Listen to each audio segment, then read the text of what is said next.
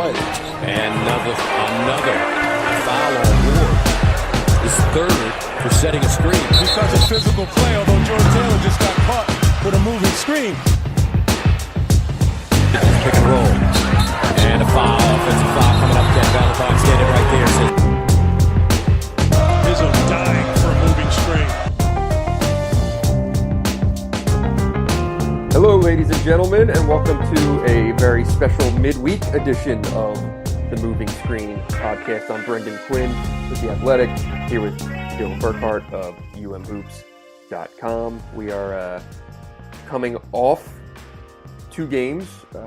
On Tuesday night, it was a Michigan State loss at Illinois, a Michigan win at Rutgers, and a couple big games this weekend. Michigan State hosting Minnesota, and Michigan hosting Wisconsin, which actually played, and those two actually played each other last night. So there's a lot going on. It's now February, so we're thinking that we might throw some occasional pods at you, because this is pretty much the bulk of what we do here. Is basically the next 6, 7, 8 weeks of the season. So Dylan, how you doing, man? Good. We feel like we're kind of skipping half the basketball being played out here. We preview the Tuesday, Wednesday games, and then we never talk about them because we're always just recapping the weekend games, and there's only so many games left, so we might as well talk about all of them, right? Yeah, and do a little midweek one, and I think on the midweek one we can kind of shoot around and maybe talk about any hot button issues that are popping up. You know, what's the latest on Brad Davidson's shenanigans or whatever it may be. We'll get into that, I'm sure, in a little bit here. Dylan, do you want to handle the sales pitches this week, or you want me to do it? Well, yeah, everyone please rate, review, subscribe to the podcast. Make sure you're reading Brendan's work over at The Athletic. He did his Through the Eyes of Tom Izzo this week. You can kind of compare and contrast that with his one he did with John Beilein previously. Subscribe to Hoops. We got a lot to cover today, and hope you guys enjoy. All right, very good. That's good stuff. Do you have a deal going on Hoops? Did I see? There's always a deal going. 40% off. If you look around for the peeps, you can find a deal. Yeah. Oh man, you getting discounted charts? Discounted charts. There you go. Well, I'm a member, and I can definitely attest to the quality of the content. So, be sure to check that out. We're going to start with Michigan this week, right? Well, hold on. I know you want to start with Michigan. Let's talk a little bit about. I want to compare and contrast the stories you wrote at Illinois. Oh, you're trying to and talk about how those two games went. I want to know from you what is your. Everyone has like their opinions on Izzo versus Beilein, this and this. From actually writing the same story from that angle, what stands out as something that people might be surprised by? It's interesting. You know, it's Tom. I was expecting kind of more explosive type stuff, right? Like, so when you're sitting there in that situation, and I'm writing that story as both a journalist and as someone who covers the teams and something like that. There are some things that you're going to keep out of a story, and you'll say, you know, maybe if there's like just an interaction that you say, you know, okay, like that's probably something that is happening in a moment where if you make certain things public, whatever, it's, you know, if you just put everything, every critique that a coach has of a guy, it can kind of come off the wrong way, or you know, you just piss people off for the wrong reasons. But there's a way to write this story that I tried to do where that really presents the actual picture of what's going on in real time in the games. And by reputation, by, you know, what you do see in every game, I did think it was going to kind of be,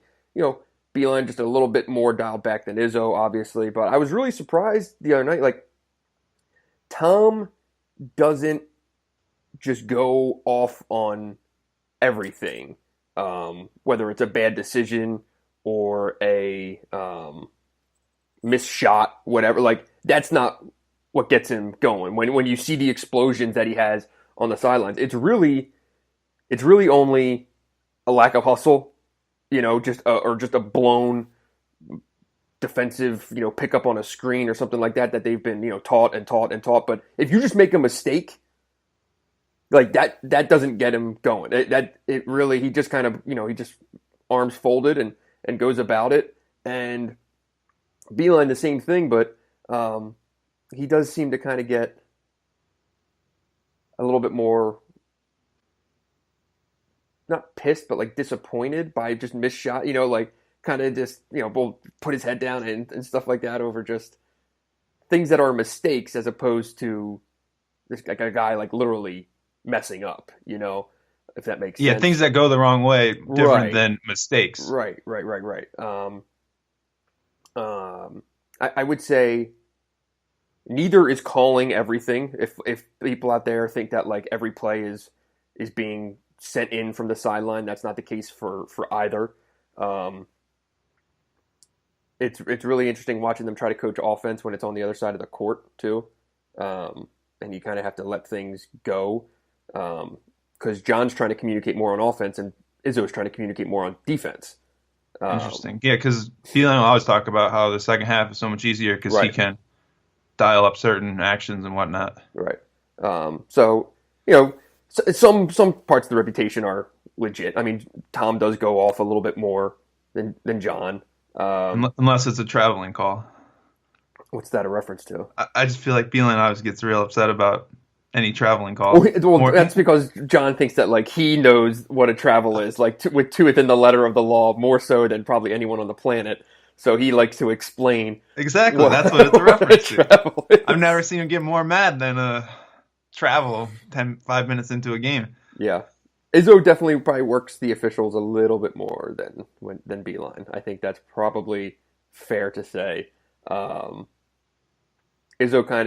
Izzo's a little bit more like the K, right?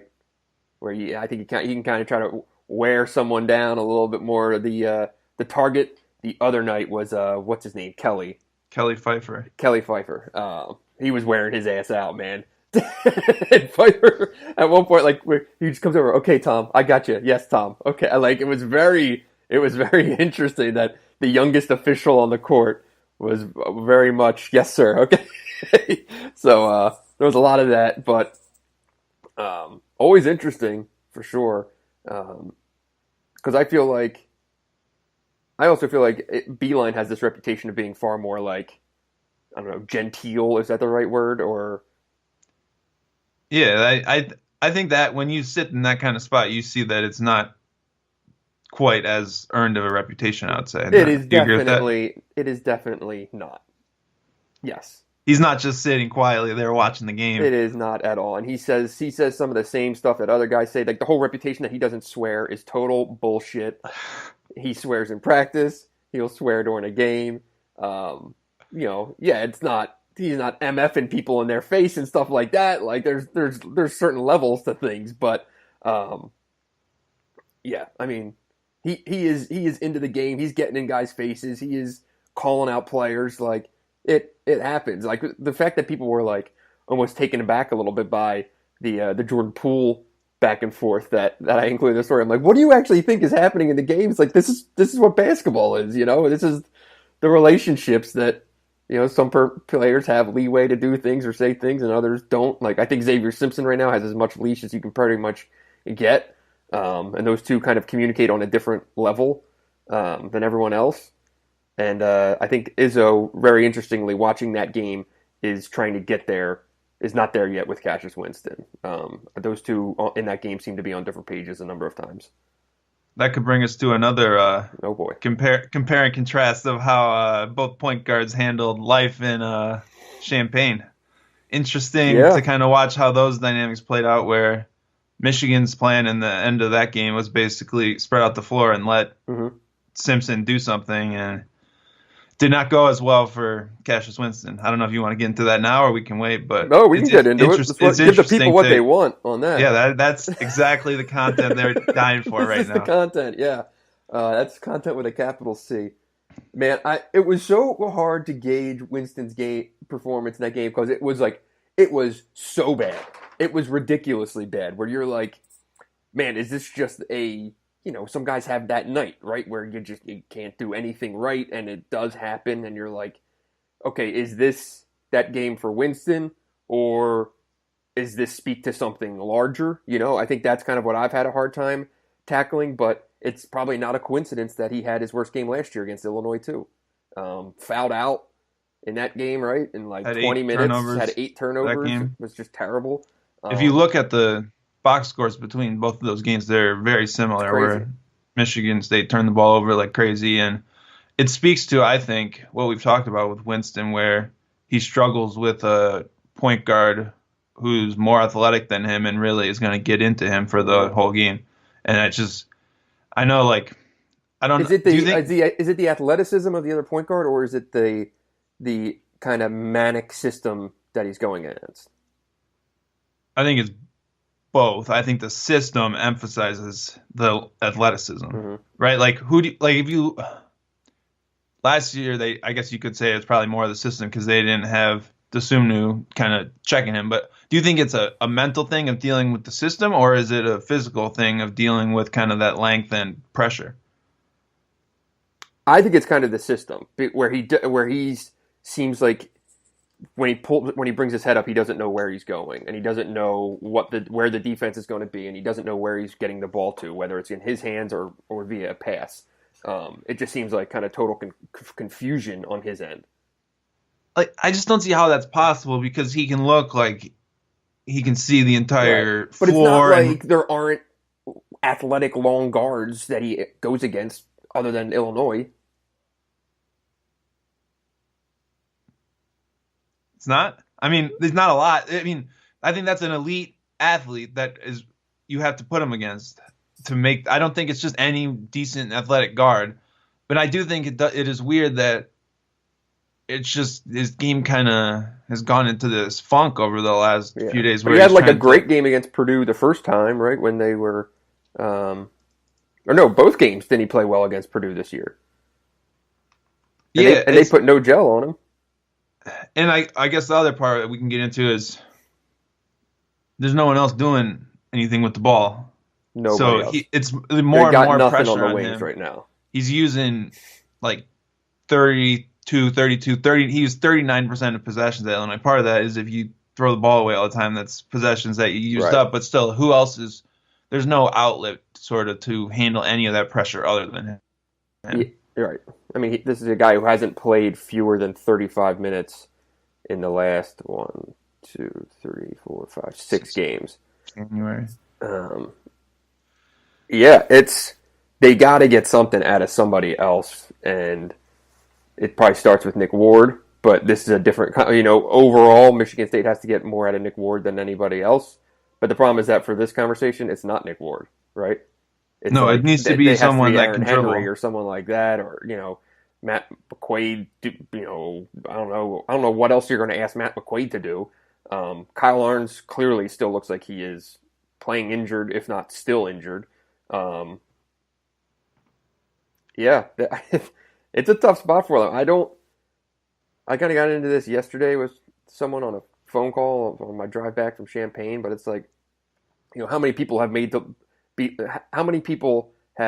been made to look very silly by seeing a 3-game losing streak at the last week of January into February and being like, well, this speaks to what this means for the season and blah, blah, blah, because it turns around so dramatically. And there are the amount of years that you can look back on for both Michigan and Michigan State and how those years concluded and then try to remember what happened the first week of February and you have zero recollection of that time. You know what I mean? So there is some perspective needed, but the interesting part with Michigan State is there's nothing obvious. Like the last 3 games were lost in 3 different ways. And I don't know if that's a good thing or a bad thing. Yeah, you know what I mean? I think the consistent thing between those 3 games is sort of what they didn't do. Right, like there's a way that Michigan State runs away with the game, and it's if you get out and run and get in transition. And I would say in all 3 of those games, that was taken away. Mm-hmm. Like you have to, like I would say that's kind of the consistent thing. Like a lot of other things went wrong in those 3 games, and in different ways and everything else. And Purdue, Indiana, Illinois are all very different teams. But as a sort of a consistent thing, they managed to make it more of a game where Michigan State's not running up and down the court getting easy layups. And if you get those 10, 15 points in transition, Michigan State's going to beat anyone probably by 20 points. So I think it starts with that. And then you've seen that as it bogs down the half court, they don't really have that secondary option. Right.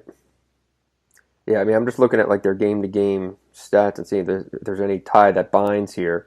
Because it's really hard because, if Nick Ward makes if Nick Ward makes 3 free throws against Indiana and goes 3 for 9 or goes 4 for 9 instead of 1 for 9, is this how much different does this conversation look? The loss to Illinois, they were leading that. They came all the way back and they were leading that game with a couple minutes to go, and some horrible plays by Kyle Arns down the stretch, 2 ridiculous threes by AO, which I think you're okay with him taking those shots. Like, yeah, Cassius Winston probably played both pretty poorly defensively, but also it's like, if AO's pulling up from 25 feet, as a coach, probably okay with that being the look that they get. He's a 20-something% shooter. It's there are the weird bounces, right? How much do you think that plays into it? Like, the takes that how hard and fast is it? Or how hard and fast should takes be being made on Michigan State right now? I think it's a little of both. I think that takes were probably too hard and fast when they were 9-0 and had whatever crazy efficiency margin numbers and were just blowing teams out. I mean, that team is still there. Yeah. I think the question is, where does this team end up in sort of a dogfight game, and where are they at sort of mentally right now? And that's going to be somewhere very different than they are in 2 weeks, than they are in the Big Ten tournament, the NCAA tournament. I think you had a quote in your story, something about Izzo saying, like, I'm glad we're doing this now and not in March, right? Totally. I mean, that's very true. Every team's going to go through it. Look at Michigan's had a stretch where they're not playing as well as they were in November. So it's sort of riding that out.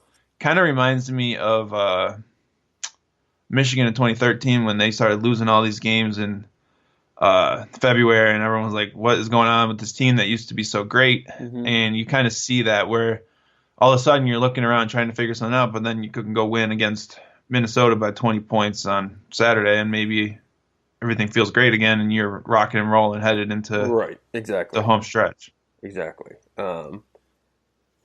So, I mean, since we're on the topic, though, we were going to start with Michigan, but I want to just kind of fold this right on in here because there's really no set. The midweek pod it's a wild card here. Dylan. Yeah, I changed it up. Sorry about that. It's buckle up because you don't know where it's going.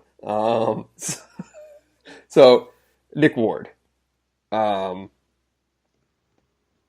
this is if there's anything that's like, man, this is really something that is doesn't seems certainly significant. I would say it's Ward's production, the fact that he was pulled from the starting lineup this week. They got to get more out of him, and how much of it do you think is effort versus something else? So you've been kind of following his, I feel like, playing time and trajectory very closely over the last few years. So you're probably the expert here, but I don't know if it is. I mean, part of it is like the last 3 games are teams that are pretty heavy ball screen teams, mm-hmm. and his sort of undoing has always been his ball screen defense. Illinois, Indiana, and Purdue are all just going to run a bunch of ball screens. It's basically what they do. And I don't think it's a coincidence all of a sudden he's not playing a lot of minutes in those games. I'm curious about their defensive rebounding. They're second worst in the Big Ten in defensive rebounding, and I would say he's had a drop. He's had 1 defensive rebound, 2, 3 defensive rebounds, so 6 in the last 3 games. That's probably not what they're looking for there. I wonder how much that plays into it. Where are you at with Ward, and like what's the fix to this, I guess? So it's 2 things. On the defensive end, I think it's rebounding and effort first and remaining kind of locked in. They seem to have gotten away from a lot of the stuff that he was doing early in the year that really really worked for him. Offensively, he's kind of been a little all over the place. There's been like some times where I think I talked about this maybe this week or last week's. He's just not kind of getting his ass on the block and getting the deep post touch and working for that positioning where it's, catch, move, finish. He's been taking passes 10 feet from the baskets and taking 2 dribbles out and inviting double teams or taking long jump shots and not looking like the Nick Ward, that hyper efficient, right? Rebound, score, catch, rebound, score, catch, score, rebound, score. Like, that's what you do, man. And just, that's where your money is. That's where the bread and butter is. If you want to be something else at the next level, that's fine. But like, how do you explain that change? Like, what? I don't know. I mean, I think some of it is a little bit of tentativeness about knowing when the double team is coming. And I think you're almost more inclined to be like, I want more room to operate. So maybe you take a step or two out.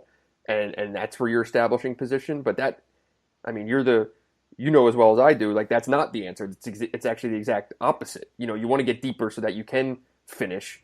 Or, his thing when it comes to double teams has always been quick decision making, where the guys like Ethan Happ, where you can use it to your advantage, are the guys who make the quick decision, where it's, catch and kick or catch and score. The second you pause, that's when the walls come down. So I think he's still kind of a liability when he is playing against double teams, and that's played into it. But yeah, I think it's first and foremost. I mean, you talked about it, rebounding. It's still Tom Izzo, so it's still going to be defense and rebounding at the end of the day. When you talk about what's his name not playing whatever minutes, it's going to be that. It's the same thing with. Gabe Brown is now the topic of conversation. Man, got to get more from Gabe Brown. He's got to do this, got to do that. Well, okay, if they don't trust him on defense and rebounding, he's not going to play. Doesn't matter. How is Michigan State going to play this many big guys and be the second worst defensive rebounding team in the Big Ten? I know. That makes no sense. And so Tillman and Ward had 27 points on 12 shots against Illinois. Obviously, they had, 5 turnovers, and everyone was turning over, but that's still pretty efficient, and they're still getting some offense out of those spots. So I think it's just, I don't know. Michigan State is the best team in the country at making shots and preventing other teams from making shots, which should make them the best team in the country. But they're just giving up so many extra possessions based on turnovers. They don't force any turnovers. They turn it over, and based on defensive rebounding. They get some of those back because they're a great offensive rebounding team, but they're siphoning off possessions on both ends of the court, really, and that is what is going. That's sort of the Achilles heel they have to figure out a way to fix. And the defensive, they're going to be a turnover-prone team maybe because of how they play. You have to be a better defensive rebounding team if you're going to play this many big guys. True. That's a great I just point. don't see how that's a thing. Great point. I also wanted to talk a little bit about Kenny Goins. He has played 30 minutes or more in 10 straight games, something like that. 8 straight games. Sorry about that. He is shooting 35% from 3 in Big Ten games. He's made at least 1 3. I think I know where this is going. And he's 8 of 15 over his last 3 from 3. Did you ever see this coming? And is that sustainable? Like he's all of a sudden like the number 2 option on offense a lot of times. I thought you were going to say, should they play him at the 3 to try to be able to use McQuaid at the 1 for a little bit more? No, please. Is that a thing? That's a topic of conversation out there. Yes. I was not going there, but I just did not see this coming from Goins, and his pick and pop has been really effective. And he is the defensive rebounder too. Yeah. Did I see this coming? No, of course not. I mean, I think what he gives them right now is 100% invaluable. And you can tell the difference when he's not on the floor. Like, it is glaring sometimes. I don't think you can play him at the 3. I wasn't going that far. I don't think that he can really check a Like he's not going to guard Amir Coffey or Charles Matthews, is he? Or someone like that? I don't know. I mean, I don't think it would be that egregious of a situation. Man, that would literally be the Cassius Winston and no one else who can dribble lineup. Very much so, yeah. Yes, yeah. I don't know. Probably I mean, gets I also think it's just rebounds though. It's just people kind of starting to figure out a way because it is like they do need to be able to stretch the floor a little bit, and Aaron Henry, it's tough. Like he just can't shoot. Like he is a non-threat outside of 8 feet from the basket unless he's going full, with a full head of steam. I don't think that will always be the case, but right now he just has no confidence in his anything on the perimeter. Yeah, and that sort of flared up. He did not take his benching well or on Tuesday. That didn't go real. Did not appear smoothly. that way. No. Okay. What do you think is Michigan State's best lineup right now, by the way? Best lineup. I mean, they don't really have many different combos. So you would go Winston, McQuaid. I still think Aaron Henry, and then probably Goins and Ward, right? Like their main starting lineup. I don't think you really deviate from that. I don't know that I still, if you're game planning against Michigan State, I think you'd rather Tillman be in the game than Ward right now. I just think he's more of a threat to me. Where would you say is their best lineup? It's really hard.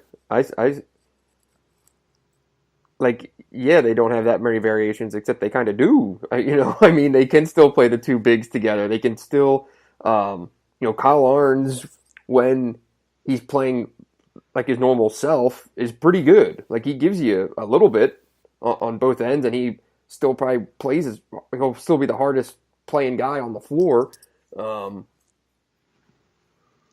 He needs to make threes.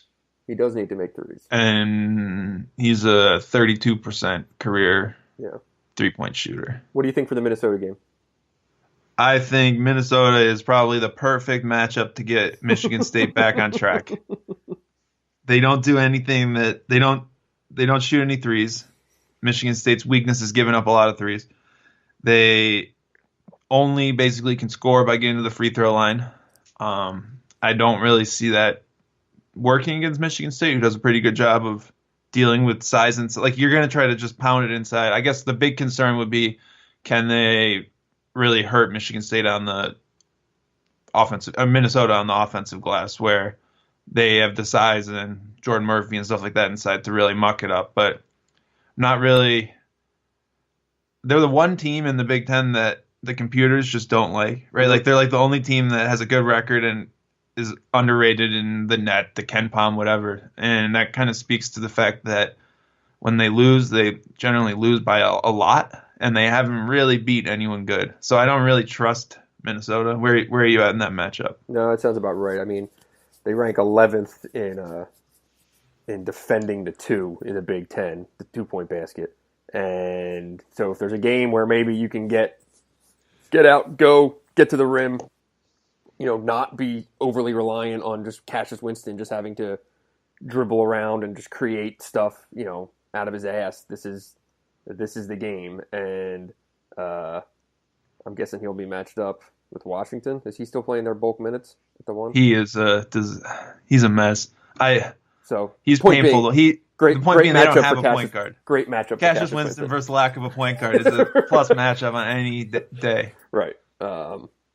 So, yeah, I think it'll be Michigan State probably. I'll set the line at 13, and I think I would take a cover. Yeah, it's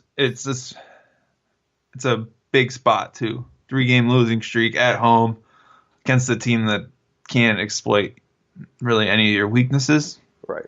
I think it's a big win. Anything else on Michigan State you want to hit on? I don't think so.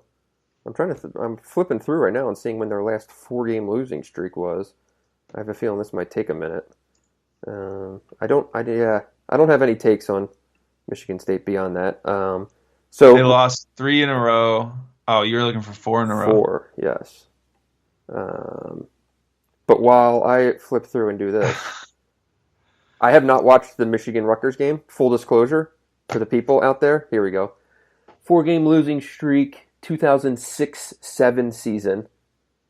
They lost to Ohio State, Illinois, Ohio State, and Purdue. That season ended as a 9 seed in the NCAA tournament, and they lost to North Carolina in the second round. So this was the Drew Neitzel, Sutan, Raymar Morgan team. So fun fact. There you go. Fun fact, Ignas Brazdeikis' top Ken Palm comparable is freshman Raymar Morgan. That was unexpected. What a world to live in, huh? All right, so Michigan Rutgers. I have not watched the game. I attempted to, and I started getting into it, got sidetracked, and never got back to it because I'm pretty sure that Michigan Rutgers game went exactly as anybody would have sat down and said, if you had to project how this game goes, it would have been pretty much exactly that. Yeah, yes and no. I could have seen it being a little more mucked up early. Michigan started just about perfect. And really, if you look at any of Michigan's road games that they've won this year, they've had a really big start, and they've kind of taken a big lead and kind of kept teams at arm's length. We talked at Indiana, I think, where it's easy to weather a run when you spot yourself a 15-point lead. Like, it's easy to hit the big shot when it pushes it back to double digits, not when it's to try to take the lead back. So that kind of played out well for Michigan in that sense. They made a bunch of threes early. Brazdeikis had a huge game going against his old prep school teammate, Eugene Amarugi. And really, this is how I would say Michigan's offense should play against any team that's going to play a true big guy and not really switch 1-4 ball screens. They really got Brazdeikis involved in that regard. But then Michigan's offense kind of slowed down. Rutgers battled. I mean, the Rutgers won the last 30 minutes of the game, so they didn't really fold. But overall, just sort of a routine road win at Rutgers, I would say. Xavier Simpson almost had a triple-double. Jordan Poole made some threes. It was sort of just back on track for Michigan, I guess. And I don't know. Well, so wait, what years did... Because Amarui's a junior, isn't he? Yeah. When did they play together? Orangeville. Right. He was roommates with Amarugi. Gotcha. That poor guy probably had So that would have been... That guy probably had flashbacks because I'm sure. It's no secret. Iggy was a bulk shooter back in his high school days, and I know some people on that team thought, man, this guy takes a lot of shots. So. Well, the two of them also just play super physical. Mm-hmm. So they were just banging into each other, flopping, playing with the off arm, just back and forth. And I'm sure they did that all the time in practice. It just must. And imagine you're going to play against these dudes, and they got the two of them just powering over. This guy's what would have been a sophomore in high school or whatever. Right. Wow. So do we have anything else to talk about Rutgers, or can we just talk about the Wisconsin game? I think we probably want to talk more about Wisconsin because that huge is game. the big one. Huge game. Not only for Michigan and the revenge and blah, blah, blah and all that crap, but more so league standings because everyone is pooping their pants over Purdue. You know, man, are these guys the contenders? Everyone's just kind of forgetting that Wisconsin is sitting there with the same exact record as Michigan State. They're both 9-3, tied for third in the league. I'm not ready to discount or count out Wisconsin at all. I know when we did our mid-season show and we came up with our predictions, I think I picked them to finish third in the league, and I'm still feeling pretty good about that. It's an ugly team that is dangerous. This next 72 hours, like they play Michigan and then they host Michigan State. Yep. That's basically like if they were to hypothetically win those two games, they would be right in the thick of. You could say driver's seat. Yeah, they don't have any other really once their schedule lightens up a lot after that. Because you have to remember, Michigan and Michigan State still have to play each other twice. Right, exactly. And after Tuesday, Wisconsin and Purdue are done playing either Michigan, Michigan State, or each other. Mm-hmm. Or Maryland. I think Purdue still has a game against Maryland. But either way, that is a real, like, it's, you have to account for that when you talk about the conference race. But that's why it's really important that Michigan needs to defend home court, and it is a game matching up the two best defenses in the Big Ten, and it should be a good one. Where do you kind of see as where to build off of from that first matchup, and what kind of turns into the key this time around? Well, I'm trying to remember back to that game. This is where show prep would have helped. Well, that game, if you remember, that game was basically a 4-point game either way, kind of a slugfest, and then Wisconsin ended the game on a 10-0 run after the intentional foul or flagrant foul on Hap. That what stands out to me about that game is Hap had a big 16 game, turnovers. That's right. Okay. but it was really Michigan's offense that cost it. They couldn't score. Poole started hot, and then Poole kind of imploded in the second half.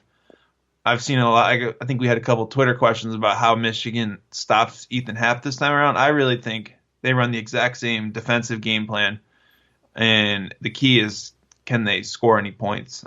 That's really where they need to figure out how to crack kind of this Wisconsin pack line defense, and you have to hit jump shots over it, and hitting jump shots isn't really what Michigan is best at. This was a question I had going into the last Wisconsin game, and it was, do you start John Teske on Ethan Happ? Or are you better off just sucking it up and either putting Iggy on him or someone else? Because this foul trouble thing is that is their undoing more so than anything else, and Ethan Happ is the master. So do you start John Teske on Ethan Happ in this game? Yeah, I think you have. No one else can. Would you? I mean, I don't really see an option not to do that. I mean, he scored 26 on 22 shots in the last game. That's probably, and I thought they did probably okay. Yeah, right. Pretty good exactly. job defensively. That's probably okay. And Teske played 30 minutes. I mean, Teske was great defensively in that game, I thought. It's not a matter of can John Teske play defense on Happ. It's a matter of can John Teske play defense on Happ without picking up a foul. And so I'm only saying for the first 10 minutes of the game, get through the first 10. You don't want Brasdeikis to pick up an early foul, though. That's true. And if you put Brasdeikis on him, you basically have to double, and you don't want to double. Well, you put Livers on it. Then who are you taking off the floor? You're just not going to start John Teske? No. Teske's still out there. I'm talking Livers at the 4. You can start Brasdeikis, then just sub in Livers. Don't change your starting lineup. I don't know. I'm just trying to throw things out there because, I mean, we say it every week that, and you were talking about this months ago, that the black hole for this team is Teske's foul trouble. Or Teske getting in foul trouble. It's not like he's overly prone to it, but it completely changes the complexion of a game the second it happens. But it's sort of like when everyone complains about auto benching with 2 fouls, you're creating your own problem, right? You're guaranteed, those are minutes you have guaranteed that Teske can play against Happ without foul trouble. If you don't do it, you're not even getting the benefit from it to begin with. So that's sort of like you're creating your own issue, right? I think the bigger question is, can Brasdeikis score against Wisconsin's length? They put Happ on him some, they put Ruvers on him, and he couldn't get anything going in that game. And they need to be able to create some other offense other than dribbling around and then shooting a pull-up 2 from the elbow. And his dealing with that size, I think, is an issue that maybe he's still working through, and it'll be an interesting matchup for me. So I am having some recollections from the last game, and here's a take. For this game on Saturday, there's no chance that Michigan commits 16 turnovers again. And there's very unlikely that Kobe King and Aleem Ford come out of nowhere and hit huge dagger threes that change the game. But does Michigan shoot better than 47% on 2s and 28% on 3s? I'm not sure. I don't know. I mean, 5 for 18 on 3s. was And bad. I mean, the offensive stats are just ugly. 46% on free throws, 16 turnovers. 5 for 11 from the line. That was probably one of the most miserable Yeah. basketball games I think I've watched this season. And to be fair, I don't watch every Wisconsin game, so maybe there's others that I'm missing out on. But that was hard to watch. I would also say that Davison and Trice might make a three. Like, you can play that game either way, Sure. going back and forth. Sure. And speaking of ugly games, I mean, Wisconsin's game versus Minnesota last night was that box score is an abomination. What was the How many zero foul halves do you think have been played in college basketball this year? I know. I don't know the answer, so I said I know one. Is that the one, or you know another one? No, this is the one. Yeah. So the final score of a college basketball game was 56-51. That was Wisconsin winning at the barn. Although, shout out to Ethan Happ for the waving to the crowd and blowing kisses on his way out the door because he's never lost in Minneapolis, which is pretty solid. Although they also lost at home 59-52 in January. I'm just saying. I was in January. This is February. Some highlights or lowlights from this game that I jotted down, mainly because these are the next two opponents for both teams. So basically, Happ got out of bed and put up another double-double, 15 and 13. Amir Coffey was terrible. He went 3 for 10.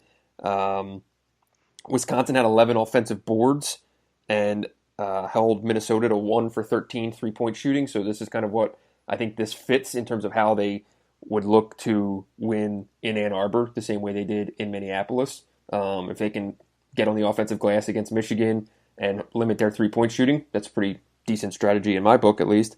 Brad Davison was 2 for 12 from the field and 1 for 5 on threes and almost broke Jordan Murphy's ankle. Khalil Iverson had one of the better dunks you will see this season from underneath the basket. Happ and Davison were 4 for 18 in the first half combined. Wisconsin missed 36 shots. That's impressive. It's a lot of shots. It's more shots than I think Michigan State took at Illinois. Trice hit the dagger in this game, hit a 3 with about 140 or so to go. That put him up 6, and that was kind of the deal breaker for the game. 6 points is about 30. Yeah, I mean, it's a 10-possession game, it might as well be in this one.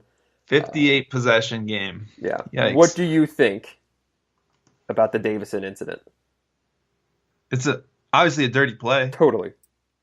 He looks like he knows exactly what he's doing to me. You lost the benefit of the doubt, right? It's the same thing with Grayson.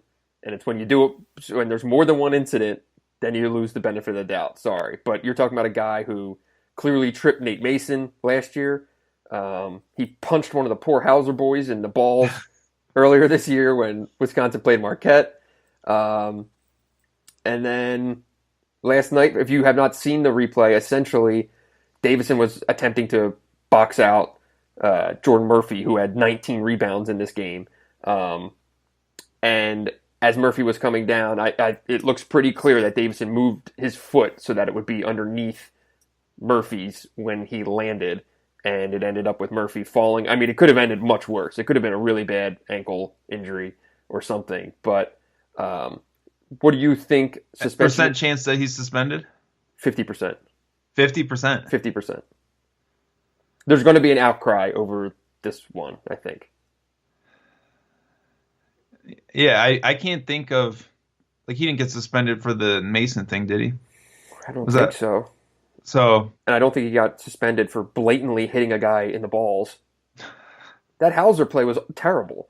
He's very good at his pure disbelief on that Hauser play, like that he couldn't have meant to do it, and then you watch the video and it's like, come on now, man.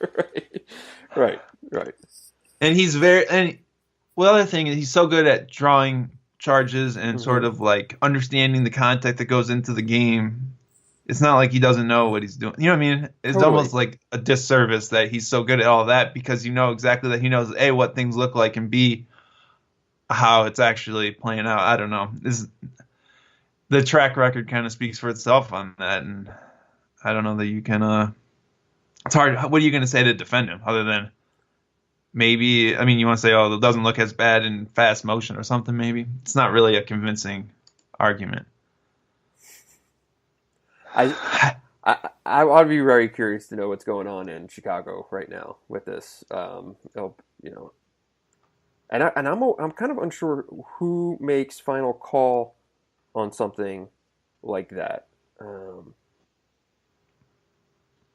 don't know. Maybe I'll look into that. So, okay. Anything else on Michigan, Wisconsin before we kind of hop around the league and stuff and take these Twitter questions? No, we could probably just hit through Twitter questions and we'll hit on some other stuff as we go. All right, dig it. Let's see. Do you have any on hand? I'm pulling it up right now. There we go. Okay, we'll start with this. Potential to enter the draft this year on both. I'll start with Michigan State. Nick Ward will enter the draft, and I do not see him returning. Let's see. Do you see him being drafted? Maybe second round, maybe late, back half of the second round. Gonna need to work out really well, but some teams did like him in their workouts last year. So I don't know. This is not my specialty at all. Is projecting draft. I have no idea. Cassius is interesting. I think he should test the waters. If he wins Big Ten Player of the Year, yeah, I think you would certainly think that his individual... I don't think that's the line on it. I don't think it's whether you win Conference Player of the Year or not determines whether you enter the draft. If you have an All-American season, right? Like if he ends up All-American, Big Ten Player of the Year, like having that sort of branding or recognition, I think would get you in a lot of doors. Like I don't know what that looks like. What if he has what are you going to do to increase your stock in college from that point? Well, I guess would be my question. Right, and I think by going through it, you learn a lot. And Cassius is a smart dude, and I think it would just serve him well to go through the process. Whether he goes in the draft or not, I have no idea. But I think he should do it just to do it. So, and I think that's it. That's got to be it, right? That's it. Michigan, I would say maybe Aaron Henry will pull a no-gel Eastern and enter just for. I guess that is always a possibility. Who knows? For Michigan, Brastakis, Matthews, Poole, I think would be the big three. Yep. I thought Beilein's quote about Matthews was kind of interesting after the.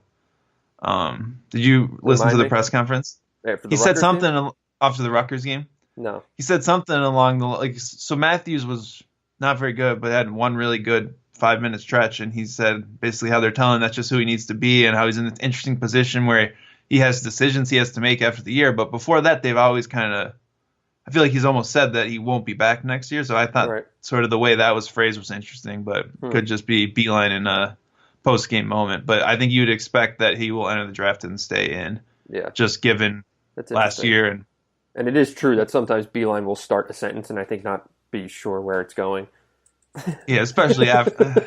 Yeah, it was. You don't really know with those post-game ones, but I think Poole is maybe a more interesting one because, like, if I was ranking Michigan's players on who I would eventually want in my NBA franchise, I might say Poole has the highest ceiling. He also probably hasn't gotten there yet, and he's sort of been super inconsistent, I guess, over the last month. But I would think that depending on how the season plays out, people will look at his film and say, well, why are we talking about this guy as a potential pro? And the problem with Poole right now with the pro conversation is like his biggest asset is shooting, and he's shooting 34% on threes in conference play. So it's not exactly like he's some lights out, knockdown killer shooter, right? Yeah, shooting's hard. I mean, he was shooting 50% a month ago, right? And he was. I don't know where you kind of settle on that, but what about John Teskey testing the waters? What do you think? I don't see the thing is that there's no harm in it. Like, why not? Why not John Teskey, right? If he could be like a third team all Big Ten player this year. Like, just because he's John Teskey and people had zero expectations for him doesn't mean that it couldn't be a possibility. I know I have personally been asked by NBA folks what I think about Teskey. Like, so for people who don't know how some of this works, like, scouts sometimes call people who are just around the team to be like, is anything I need to know about this kid? Is he crazy or stuff like that or blah, blah, blah, blah. Like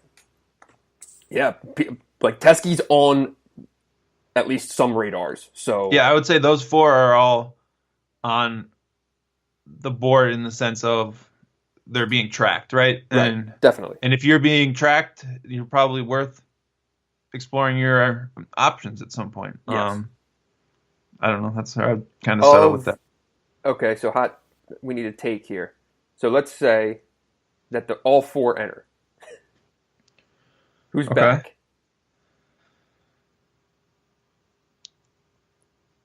Oh, man, I'm watching the video here, folks, and he is squirming in his seat. I would go Teskey and Poole. Teskey and Poole. Interesting.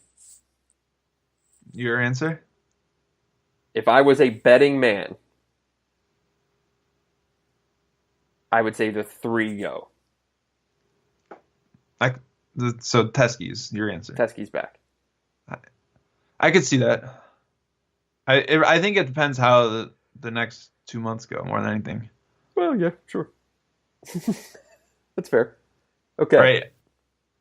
Anything else on this? I got nothing. I got nothing. People are gonna be people love to really get mad about let's do this one about the bench here. Okay. I know you guys love Brandon John's talk, but as the season goes on, and now that Michigan will start to see teams for a second time, do you think Beilein gets deeper with his rotations, i.e. more Johns and DeJulius, or keep rolling with heavy minutes for the starters? Rolling with heavy minutes for the starters. And I'm not saying whether that's the right decision or the wrong decision. I'm saying that's my answer based on history. As the season wears on, it will see more minutes for the starters than they've already been playing. 100%. Yeah. Simpson will not leave the court in the postseason, right. I would say. And Teskey probably wouldn't if he didn't have to. I mean, you can do – it's just the way that Beilein coaches, and he's coached like that forever. That's the thing. It's just based on history. This is what will happen. Really, other than him like giving bulk minutes to McGarry at the back end of that season, can you think of one guy who – emerged late without an injury prompting it?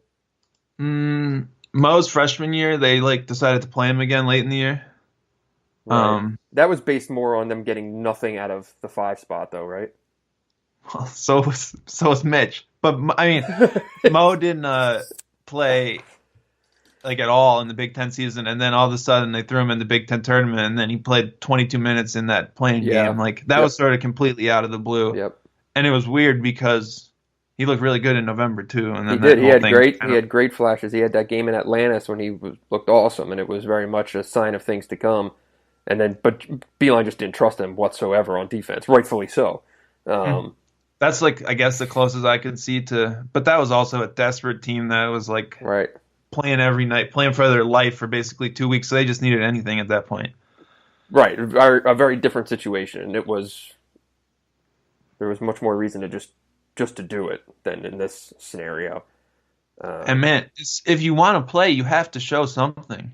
Right. And no one on the bench is really, no one's going in there, not shocking the world, but making 2 good plays.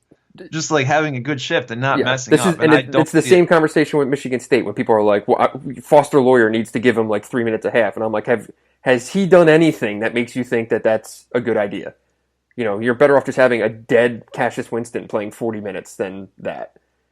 Same thing with Gabe Brown. Thomas Githier has actually had a couple moments where he has had back-to-back possessions that he did the right thing and was in the right spot. But yeah, that's a different conversation.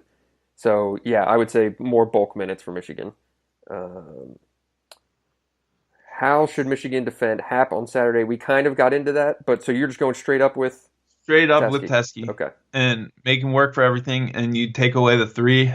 And really, if you think back to that game, the few threes that Ford and can't think of the other kid's name now hit were off of bad double teams.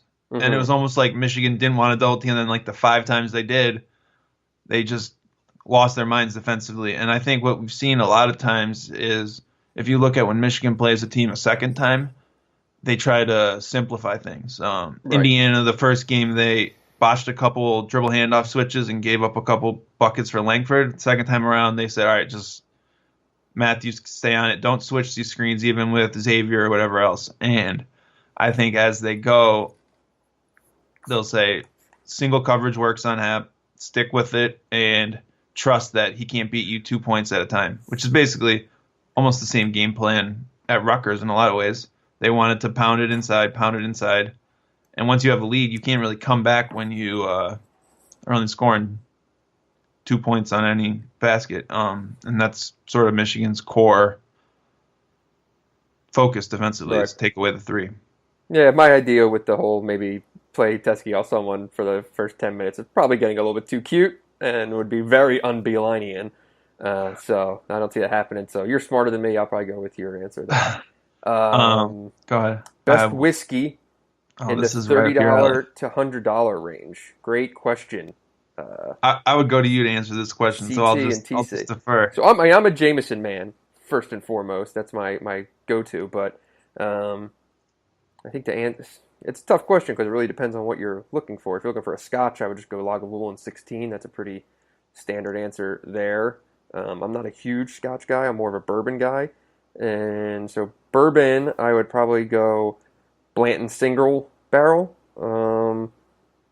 Baker's is delicious. Basil Hayden, if you're into more like a lighter taste. Basil Hayden's probably a good option. And then the other one would probably be, what's it called? Booker's True Barrel is delicious. So if you're into bourbon, try out all of those. Or just stick to Jameson, which I tend to do for certainly February and March of every year. All right. Next one. Which Big Ten coaches are on the hot seat? Woo! I'm going to go on a limb and say Pat Chambers is one. Tim Miles shed tears last night. It's not a good... Did he? He teared up. At the end of the Maryland loss? Mm-hmm. In the press conference. Really? Oh, next to Isaiah Roby. What was he asked that prompted? He basically said that he told them they wouldn't. He told his players they wouldn't fail, and he let them down. Jesus, that's pretty heavy. It was dark scene. It's not that thing is hot as hot can be, I would say. Yeah. So I think those two might be on fire at this point. Where else would you see any other? Yeah, Chambers, Miles. The question mark is Richard Pitino, I think. Partially because there's going to be some good coaches available, and has as much to do with it as anything else. If Pitino makes the tournament this year, I think he's fine, right? Yeah, they're not going to fire him if he makes the tournament, not with his buyout. And how about Chris Collins? Getting fired? What does it take to warm that seat up? No way. That's not even a conversation. Not hot, but where's that thing going? It's going the wrong way. I think they have to go 3 years back to what the program was.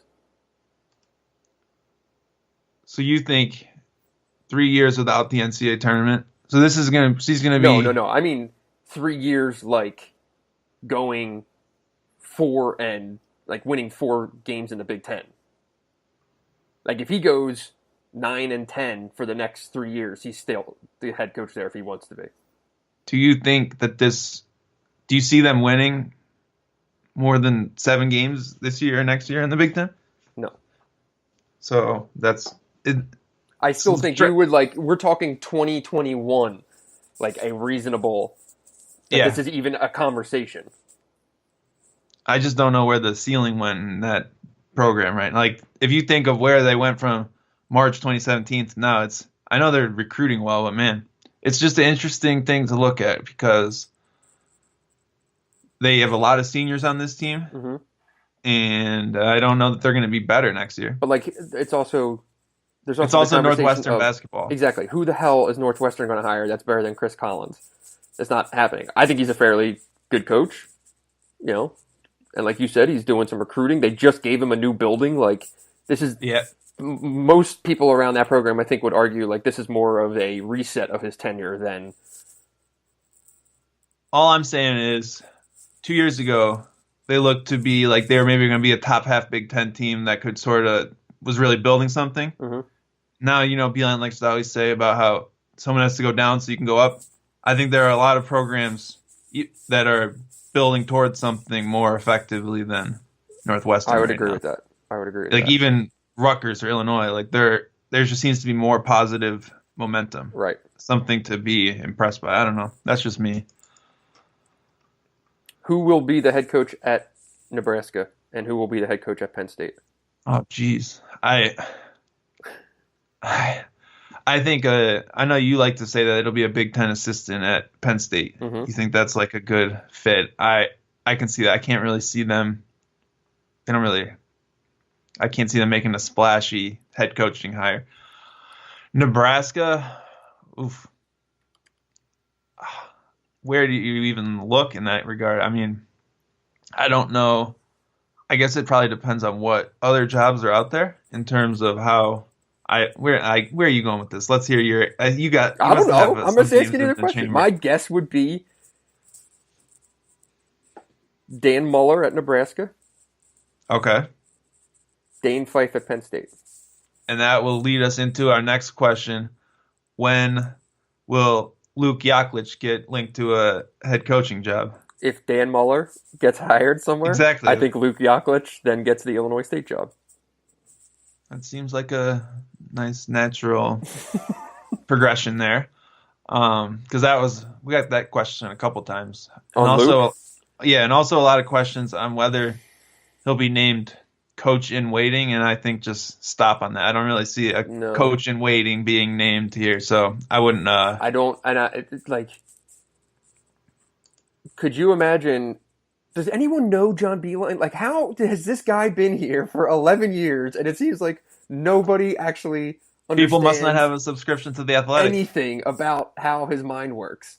That's John Beilein okaying a situation where there's a coach in waiting sitting behind him. Unless it was like Patrick, I don't see him ever being okay with that situation. Yeah, that's not happening. And I think Ward Manuel is plenty smart enough to know not even to broach that. And so here's my conversation on the Luke Yaklich thing. On him as head coach.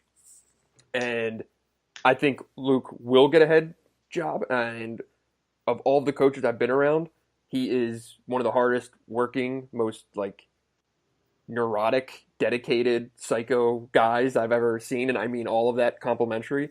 But whoever hires him, like it will be really interesting to see how it plays out, because he hasn't coached offense, so to speak, at this level. I know he worked with the offense at Illinois State, but at Michigan he's mainly been 95% defense. I mean, he will like leave the room during offensive conversations. And in the years that he has established himself as an elite assistant coach and an elite defensive mind, also happens to coincide with him having the best defensive point guard in the Big Ten, the best defensive wing in the Big Ten, and maybe the best defensive center in the Big Ten. So, like, his reputation is 100% earned, and he knows what he's doing. And, like, I'm not just saying any defensive guy could have made Michigan into what it is defensively. But, like, it will be very curious to see him coach defense without those three, right? Without a doubt. Without a doubt. It's a... And he'd be the first to say that. Like, yeah, players, players are the most important thing that a coach has.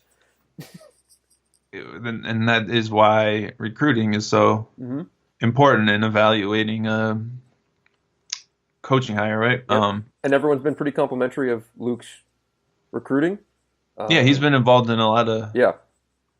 So that is a good... Like, I think it would be probably still a good hire for Illinois State, especially a place No where doubt. he's already connected. That would just be a natural fit. But that's also sort of how, I guess, coach in waiting actually works in the real world. You don't just get named the coach in waiting and then take the job. You have to go out and do something. Right. So, like, he was at Illinois State, Now he went out to bigger waters and has proven something, and now you probably has a lot better chance if Mueller leaves to take that job, where if he was just an assistant on the staff there still, maybe not, right? So that's sort of like, you can't just sit around on the bench at a high major school and try to be coach and waiting, no matter how good of a assistant coach you are. Right. Just my 2 cents. So, I mean, I do think that I would say there's a 75% chance he gets a head job this offseason. And if I was his agent, I would tell him to cash that in, because without a doubt. defense, I'm trying to think, defense is just very personnel driven more than anything else out there, right? Yeah. And, like, if a Mac job opened up, like, he's here. He has a Midwest reputation. Like, I could certainly see him being interviewed if any Mac job opens. I don't know what the hell is going on at Western right now. They're 0-9 in the league. I mean, Steve Hawkins has been there forever, and I think he gets that job as long as he wants it. But like, that's one I look at. I'm not sure. It'll be interesting, but I think he'll get an opportunity. What we got next? How do you see Michigan using a little more fast-paced transition offense that we saw against Rutgers on Saturday against Wisconsin? Play a different opponent. Yes. Save it for the next game. Very hard to run against Wisconsin. Actually, Michigan tried to run, I thought, more aggressively at Wisconsin, which sort of led to some of those turnovers. So that'll be they'll try to get out and run, but man, Wisconsin is sort of like Michigan. It's just hard to run against them. I totally agree. I don't see that. That's not a thing. Is Purdue now the favorite to win the Big Ten, given its remaining schedule? I would say most likely to at least win a share.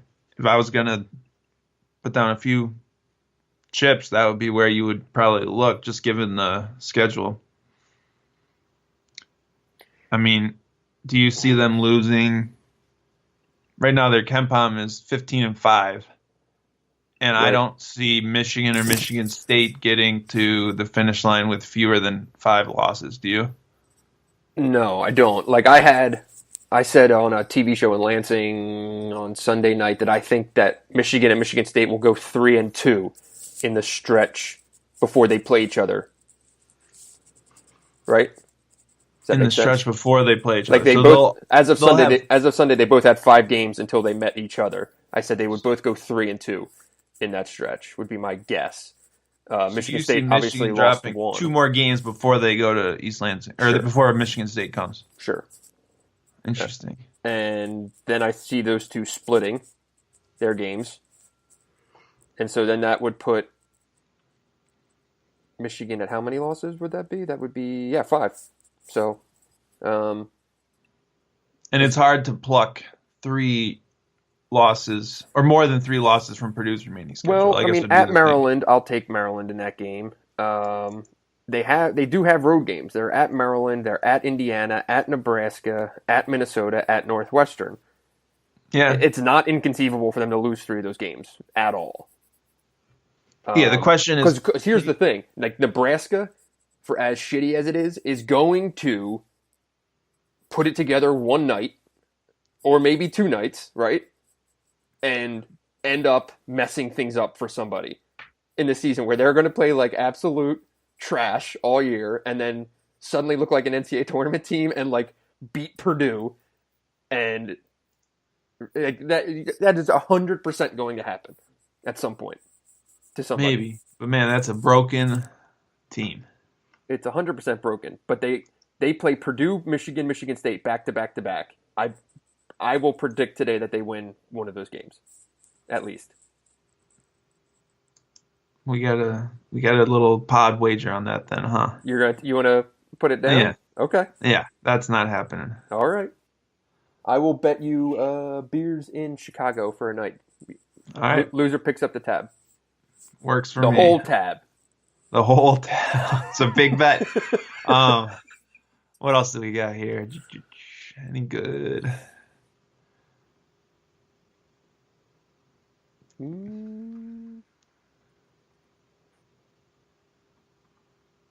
what happened to Michigan's elite 2-point defense from earlier this season? Opponent 2-point field goal percentage has been higher than it was. Is that just Teskey, or is there more there? I think this is supposed to say. That's an interesting one. Do you have any thoughts on? Oh, my man's got data. I think he's trying to compete with you on the charts. Who's this from? This is from I'm looking at the stats now, but so I think Michigan's 2-point defense early in the season was unsustainable. They didn't really they allowed under 40% shooting on twos for basically a month, which is just ridiculous. I think that they've also sort of gotten back to being solid in that department. You look at the last sort of 6 games, it's 46, 43, 34, 45, 46, 41. That's where you want to be, I would say, in the mid-40s. So I don't think it's a huge concern in that regard. I think right now they're 4th in the Big Ten, which is still on the positive side. I think the fact that they do everything else, they have the best defense in the Big Ten, so obviously what they're doing is working. But I just think it comes down to the fact that they're playing better teams and that teams aren't going to shoot 30% on twos every night. That's hard. It's hard to even do. Yeah. That would be my answer too. And they've also played some teams that can't shoot. Like Indiana and Ohio State and Rutgers have to score somehow. And it's pretty much going to be getting 2-point baskets because those teams don't have shooters, right? Yeah. Yeah. Okay.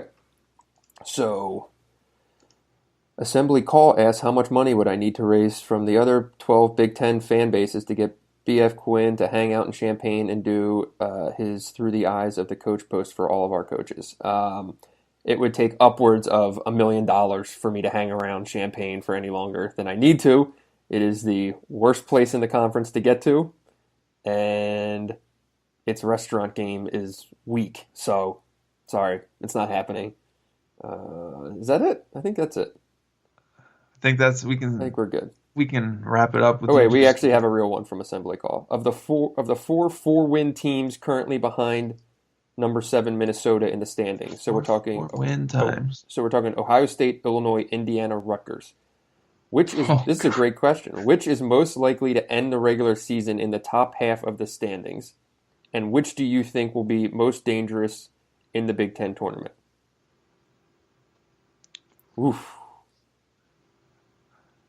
That when you're walking between 4-win teams. The most, I'll start with the easier part. The most dangerous team in the Big Ten tournament, I would say, is Illinois. Playing in Chicago, and if they get past, they have a pro, and if they get past the first game, having to play them on one-day prep is going to be really, really, really hard.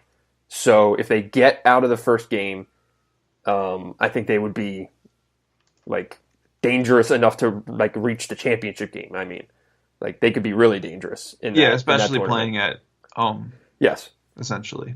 Now, which is most likely to end in the top half of the standings? For me, the conversation is only Illinois and Indiana. What about Ohio State? I don't see it.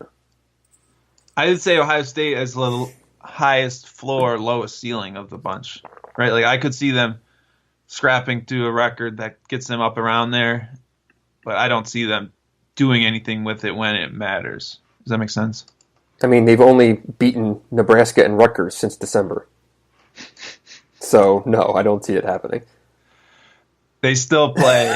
Who do they have to play? They don't have that many. They got Penn State, Indiana, Illinois, Michigan State, Northwestern, Maryland, Iowa, Purdue, Northwestern, Wisconsin. Ken Pom has them at 9-11. Yeah. I will take. I'm taking Ohio State. Whoa! Lock them in the top half. Really? Send them packing early from Chicago. Send them to Dayton. That's where I'm at with Ohio State. I'm going to take Indiana. I don't take Indiana anymore. Am I the new mayor? I'm banned from picking. It's hard for me because this is blatant recency bias when I just saw Indiana win at Michigan State and then saw Illinois beat Michigan State. Maybe I'm a little On fat and Torvik, happy with those two. What about Indiana, Iowa tonight? Who wins that? Indiana. Okay. Fran doesn't travel. The Fran magic. It sticks to Carver Hawkeye Arena. Indiana is a underdog in 7 of their last 9 games on Torvik. Indiana also gets Iowa and Ohio State and Purdue and Wisconsin and Michigan State all in Bloomington. Yeah, those 2 games against Wisconsin and Michigan State and Bloomington will be big for the title race, I would say. Yep. And because Indiana will be playing to make the tournament, and you always see a bubble team win those games. Does Indiana make the NCAA tournament this year? Yes. Without finishing in the top half of the Big Ten standings? It's going to be a tie. Either or, bro. They're going to make the tournament. I think they'll finish. You just said they're not going to finish in the top half of the Big Ten standings, so they're going to finish 9th in the Big Ten? I think these teams make Purdue, the top 4 make it. Maryland, Iowa. I would say that if Indiana, Ohio State, and Minnesota make the tournament. So that's 9. Yeah. Yeah, that's what I said in January, so you're right. But if all of those teams are not in the top half of the league, it's not just 7 teams making the tournament. That's a fair point. Yeah, and Ohio State will be below Indiana. We'll see. All right. I'm taking the Hoosiers. Ride or die. All right. That's it. That's an hour and 15 minutes of midweek magic. Hope you enjoyed it. And if you did, and if you want to hear more of these, please let us know. We're more likely to do it if motivated. So I guess that'll do it. Next Monday, I think we'll come. Next Monday, we'll be back. With another episode. Are you coming to the game this weekend? We'll see. I like that you're always like last minute for someone who plans everything in his life. You're really fast and loose on whether you attend games. So we'll see. Okay. Throw me under the bus out here. That's right. I sure do. Okay. That'll do it for this week. Subscribe to umhoops.com. Subscribe to The Athletic, or at least subscribe to this podcast. Subscribe to the podcast. Review. Leave us some nice little love notes. We appreciate them. And that'll do it. Thanks for listening. Be sure to tip your bartenders and your servers.